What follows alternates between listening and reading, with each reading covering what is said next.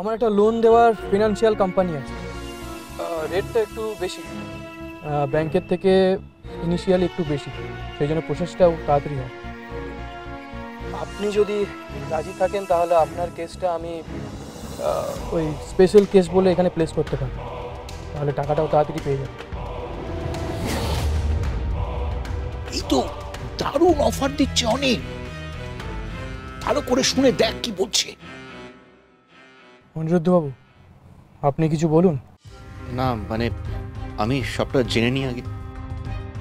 দেখুন, আপনার যে অ্যামাউন্টটা লোন আপনি চান সেটা আপনি আমাকে জানান। সেই লোন অ্যামাউন্টের ভ্যালুয়েশন অনুযায়ী হয়তো আপনাকে একটা কিছু মর্টগেজ রাখতে হবে।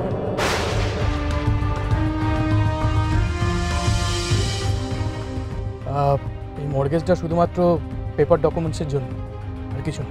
কিন্তু কুনাল, এই প্রজেক্টটা করতে গেলে যে টাকাটা দরকার, সে মর্টগেজের টাকা পাওয়ার জন্য তো আমাদের এই বাড়ি ছাড়া আর মর্টগেজ রাখার মতো কিছু নেই। ব্যাস, তাহলে তো চিন্তা কিসে? আপনার বাড়িটাই আপনি মর্টগেজ হিসেবে দিয়ে দিন। কয়েকদিনের তো ব্যাপার, কাজটা তো শুরু করুন। আর কাজটা শুরু হয়ে গেলে ইনস্টলমেন্ট হিসেবে পেমেন্ট আমি 2 মাসের আপনাকে দিয়ে দেব।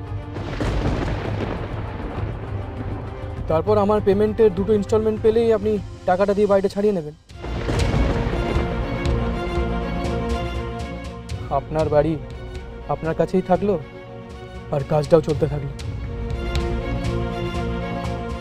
কি আপনি রাজি? উনি উনি হ্যাঁ বল রাজি, বল রাজি।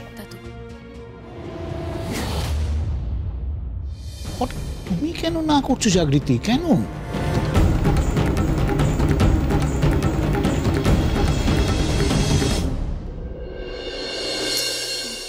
ফোন করলাম।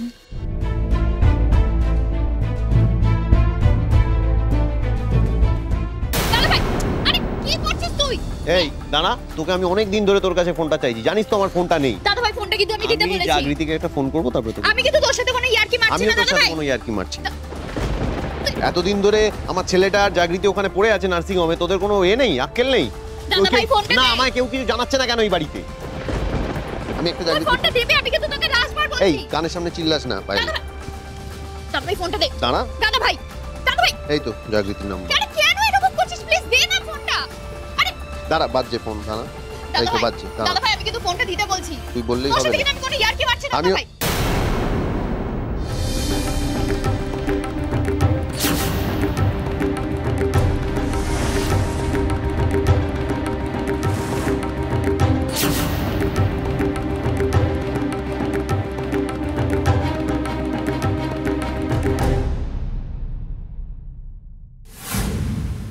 দাদু,